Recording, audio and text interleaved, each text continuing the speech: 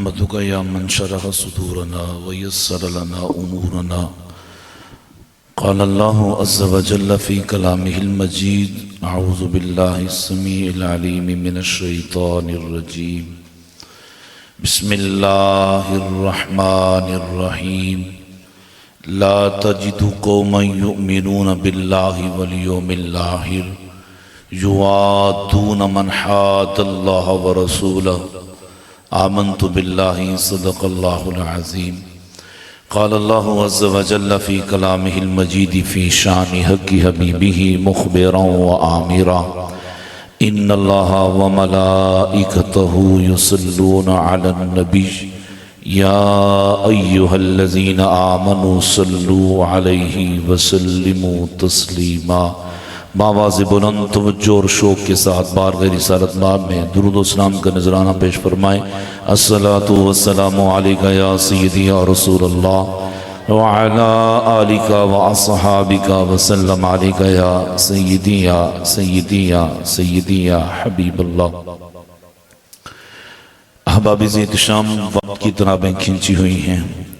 انشاءاللہ العزیز صرف دو باتوں کے حوالے سے ضروری گزارشات آپ کی فردوس سے گوش کرنے کے بعد اجازت چاہوں گا، اور وہ دو باتیں عقیدے کی بھی ہیں، ایمان کی بھی ہیں، اور جو محفل میلاد مصطفیٰ کا اہتمام تجھ کو احتشام کے ساتھ کیا گیا ہے، اس کا حاصل بھی ہے، اور اس کے ثمرات اور اس کے فوائد بھی انشاءاللہ العزیز یہ دو باتیں سننے کے بعد آپ کو نصیب بھی ہو جائیں گے، اور ایمانی غیرت کا مظہر کا سبب بھی آپ بن جائیں گے. احباب احتشام، آپ نے مجھ سے پہلے خطیب بے مثال، خطیب سیالکوٹ علامہ ابن علامہ، جن کا پورا خاندان، جہاں تک میں جانتا ہوں کہ 34 سے 35 افراد ان کے خاندان کے حافظ بھی ہیں، عالم بھی ہیں اور قاری بھی ہیں، ان کا آپ نے بہت ہی خوبصورت اچھے پیرائے میں دعوت فکر والا خطاب، اثر انگیزیت والا خطاب سماعت فرمایا ہے. اللہ رب العزت کی ذات نے قرآن مجید میں پارہ نمبر 28 سورت نمبر 52 آیت نمبر 22 جس کی میں نے تلاوت کی ہے، اس میں اللہ تعالیٰ اہل ایمان کا تذکرہ کرتے ہوئے حضرات صحابہ کرام کی دینی غیرت، ایمانی غیرت، اخلاقی غیرت، اور آقا علیہ السلام کے ساتھ جس جان فروشی کے ساتھ، جس ایمانی لذت کے ساتھ، اور جس جرت و بصالت کے ساتھ جڑے ہوئے تذکرہ فرماتا ہے. کل اور پرسوں جو کچھ ہوا اس سے دل رنجیدہ ہے. ہر صاحب ایمان بندہ اپنے دل کو مجروح کیے ہوئے ہے کہ پاکستان کی تاریخ کے اندر ایک ایسا انہونا واقعہ ہوا ہے جس سے علماء کی، طلباء کی اور بے شمار عشاق رسول کی عزت کی حرمت کو جو پامال کیا گیا ہے. شاید کہ اتنا کافروں نے، یہود و ہنود نے ظلم نہ کیا ہو جتنا کچھ ہمارے پاکستان کے اندر کل کی صبح اور کل کی جو رات ہے اس رات کو ہوا ہے. میں اگر چاہوں تو آپ کو زیادہ دیر تر بھی خطاب سنا سکتا ہوں. زیادہ تر تو وہ لوگ یہاں موجود ہیں جو اکثر و بیشتر جمعہ کا خطبہ سماعت فرماتے رہتے ہیں. صرف دو باتیں آپ کی گوش فردوس کرنا چاہتا ہوں. آقا علیہ السلام کی ذات پر اترنے والا قرآن کہتا ہے: لا تجد قوما یؤمنون باللہ والیوم الآخر یوادون من حاد اللہ ورسولہ. یہاں پہ اللہ رب العزت کی ذات نے ایک نکتہ بیان فرمایا ہے. آپ توجہ رکھیں گے انشاءاللہ آپ کو حاصل محفل کا مل جائے گا کہ اللہ فرماتے ہیں کہ آپ ان لوگوں کو کسی صورت میں نہیں پائیں گے کہ جو اللہ کی ذات پر ایمان رکھتے ہیں اور آخرت کے دن پر ایمان رکھتے ہیں کہ وہ ان لوگوں سے محبت کریں جو اللہ اور اس کے رسول کے دشمن ہیں. یہاں پہ اللہ رب العزت کی ذات نے یہ نکتہ بیان کیا ہے کہ جس دل کے اندر نور ایمان ہوگا وہ دل کبھی بھی اللہ رب العزت کا انکار کرنے والے کے ساتھ محبت نہیں کرے گا. وہ دل کبھی بھی ایسے بندے کے لیے نرم نہیں ہوگا جو دین کو نہیں مانتا، اسلام کو نہیں مانتا، اور میں آسان پیرائے میں جس موضوع کی طرف آنا چاہتا ہوں کہ آقا کی ختم نبوت کو نہیں مانتا اس کے ساتھ اہل ایمان کا کوئی تعلق نہیں ہوتا۔ قرآن نے یہاں پہ ایک نسبت کا تذکرہ کیا ہے، وہ نسبت چار اعتبار سے ہے۔ وَلَوْ كَانَ آبَاؤُهُمْ، اگر ایسے بندے کے مقابلے میں ایمان والا ہے اس کے مد مقابل کافر آ جائے تو کہتے ہیں اس کا والد ہو تو اسے چھوڑتا نہیں ہے، قتل کر دیتا ہے۔ اس کی مثال احد کی لڑائی میں حضرت ابو عبیدہ الجراح ہیں جنہیں امین الامت کہا جاتا ہے۔ آقا حضور کی بارگاہ میں عرض کرتے ہیں یا رسول اللہ میرا باپ کفر پہ ہے، بار بار للکار رہا ہے کہ اسلام والو آؤ میرا مقابلہ کرو۔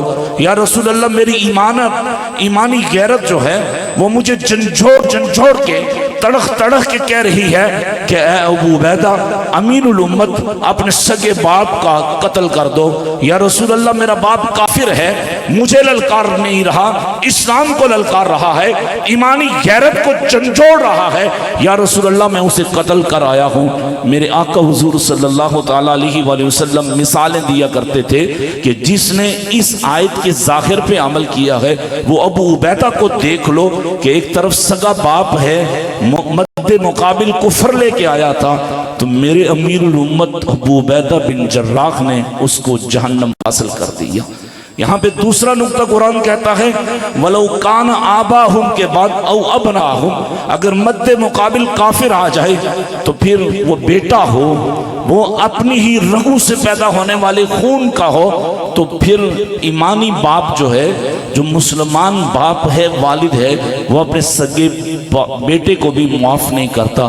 بدر کی لڑائی ہے، سیدنا صدیق اکبر رضی اللہ تعالی عنہ بارگاہ رسالت مآب میں عرض کرتے ہیں یا رسول اللہ میرا بیٹا عبداللہ کافروں کے ساتھ ہے اور وہ للکار رہا ہے اسلام کو، میری ایمانی غیرت اس بات کی اجازت نہیں دیتی کہ میں آپ کو چھوڑ کے اس کو قتل کروں، یا رسول اللہ آپ مجھے اجازت دیں کہ میں اس کو تہتے کر دوں۔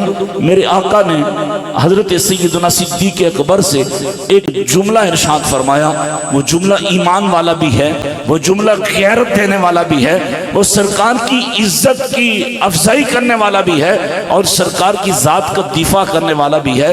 صدیق اکبر نے عرض کیا یا رسول اللہ میں اپنے سگے بیٹے کو قتل کرنے جا رہا ہوں، صرف آپ کی اجازت چاہتا ہوں۔ اسے نقل کرنے والا کون ہے؟ امام قرطبی ہے۔ میرے حضور سے الامت نے اس بات کو لکھا کہ جب سیدنا صدیق اکبر نے سرکار کی بارگاہ میں عرض کیا یا رسول اللہ میں شہید ہونا چاہتا ہوں، میں بدر کے شہداء میں شامل ہونا چاہتا ہوں، تو لجپال آقا نے ارشاد فرمایا اے ابو بکر آپ تو وہ ہیں کہ جو ہمارے لیے آنکھ بھی ہیں اور ہمارے لیے کان بھی ہیں، ہم آپ کو دیکھتے ہیں۔ تو اے ابو بکر نبی کہہ رہا ہے اور نبی اپنے صحابی کے لیے جملہ ارشاد فرما رہے ہیں اے ابو بکر جب ہم آپ کو دیکھتے ہیں تو ہمیں سینے میں ٹھنڈک محسوس ہوتی ہے۔ صرف بات اتنی نہیں ہے، قرآن کہتا ہے وَلَوْ كَانَ آبَاهُمْ أَوْ أَبْنَاهُمْ أَوْ إِخْوَانَهُمْ کا تذکرہ ہے۔ اب اخوان کس کو کہتے ہیں؟ عربی میں بھائی کو کہتے ہیں۔ مصعب بن عمیر میرے آقا کے صحابی ہیں، مبلغ بنا کے سرکار نے ہجرت سے پہلے مدینہ طیبہ بھیجا تھا اور یہ وہ نین و نازک پہ پلنے والے شخص تھے۔ جب آقا حضور انہیں مدینہ طیبہ بھیجتے ہیں، بدر کی لڑائی لڑی جاتی ہے، وہاں آقا حضور صلی اللہ تعالیٰ علیہ وآلہ وسلم کا ایک انصاری صحابی ان کے سگے بھائی کو قید کر لیتا ہے، رسی سے باندھ دیتا ہے۔ اب ایک طرف سگا بھائی ہے مصعب بن عمیر کا، اس کا نام عزیز بن عمیر ہے۔ اب جس انصاری نے رسی سے باندھا ہوا تھا اس کو حضرت مصعب بن عمیر نے زوردار آواز کے ساتھ بولا اس کی رسی کو ذرا مضبوطی سے باندھنا، اس کی ماں بڑی امیر ہے، یہ منہ مانگی قیمت دے کے فدیہ دے کے آزاد کروا دے گی۔ اب بھائی ہے کفر، عزیز بن عمیر سے بھائی کہتا ہے اے مصعب بن عمیر تو میرا بھائی ہے، کیا بھائی کے لیے اتنی سختی؟ کہا میں ایمان لے آیا ہوں، ایمان اجازت نہیں دیتا ہے کہ میں کافر ساتھ تعلق رکھ دوں۔ پھر حضرت مصعب بن عمیر کہتے ہیں کہ میرے بھائی کو جو اس کا مالک تھا اسے سختی کے ساتھ جھنجھوڑتا ہے، اور میری ماں تک جب یہ خبر پہنچتی ہے، ماں فدیہ لے کے آتی ہے اور میرے بھائی کو آزاد کروا کے لے جاتی ہے. پھر بات اتنی نہیں ہے، 3 ہجری آ جاتی ہے، سگا بھائی عبید عمیر کے مقابلے میں آتا ہے. مصعب بن عمیر کو یہ اللہ تعالیٰ نے توفیق دی ہوئی تھی، ان کا ایمان اتنا مضبوط تھا، اتنا قوی تھا کہ اپنے سگے بھائی کو قتل کر دیتے ہیں فقط اس بنا پہ یہ جو میرے مد مقابل ہے یہ کافر ہے.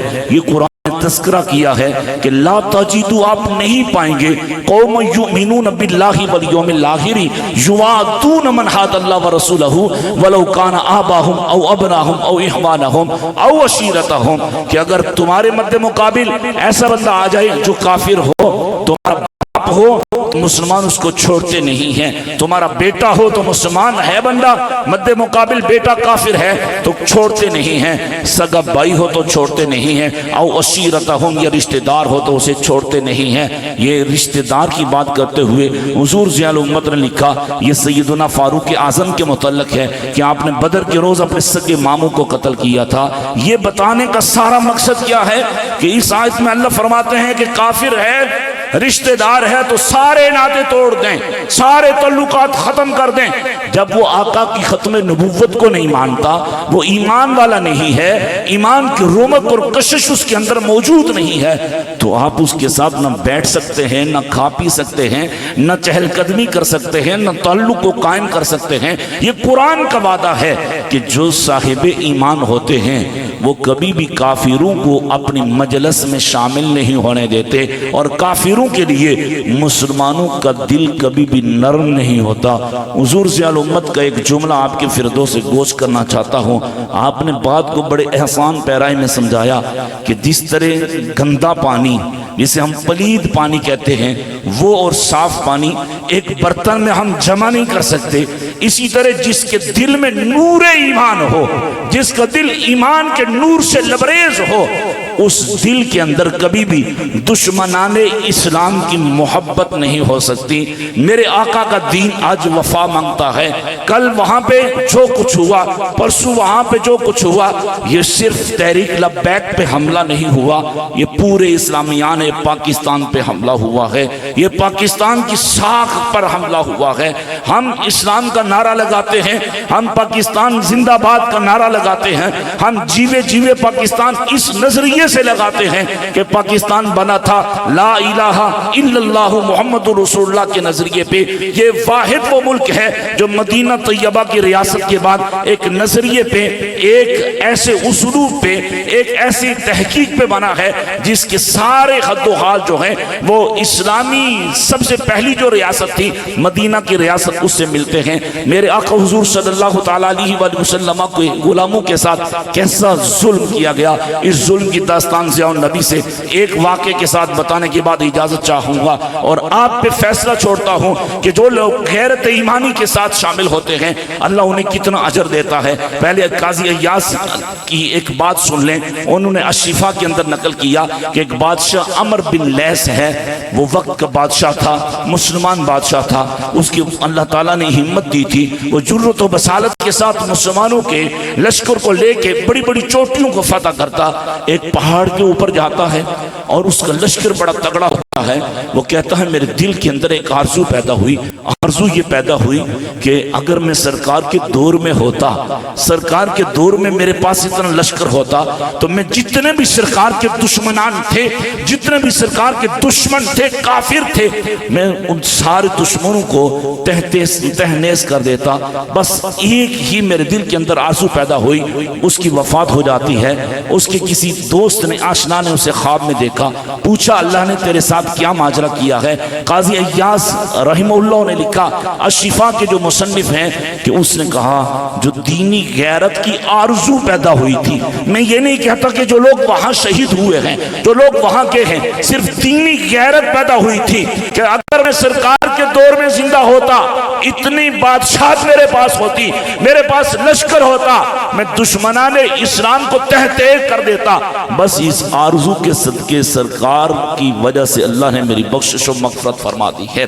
عبداللہ بن جہش ہیں، میرے آقا کے رشتہ دار ہیں، احد کی میدان میں انہوں نے دعا کی تھی، یا اللہ دشمن میرے اوپر غالب آ جائے، میں دشمن کے اوپر غالب آ جاؤں، وہ میرے اوپر حملہ کرے میں اس کے اوپر حملہ کروں۔ حضور ضیاء الامت نے ضیاء النبی شریف کے اندر نقل کیا، یہاں تک کہ میں دشمن کو پہلے قتل کروں، پھر دوسرا دشمن آ جائے، وہ میرے اوپر غالب آ جائے، جب میں شہید ہو جاؤں وہ میرے ناک کاٹے، میرے کان کاٹے، میری آنکھیں نکال دے، میرے جسم کی ایک ایک بوٹی کر دے۔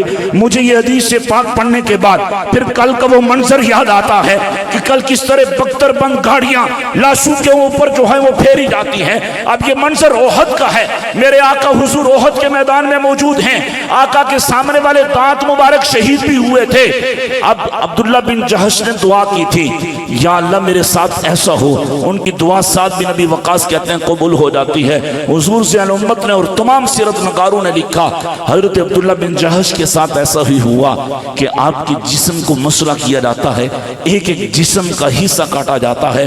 اس وقت انہوں نے دعا کی تھی کہ یا اللہ میرا یہ حشر ہو جائے، کل قیامت کے روز تو پوچھے فیما جدیا یا عبدی فیما جدیا انفک و اذنک، اے میرے بندے، اے عبداللہ بن جہش بتا یہ تیرے ناک کو تیرے کان کو کس وجہ سے کاٹا گیا؟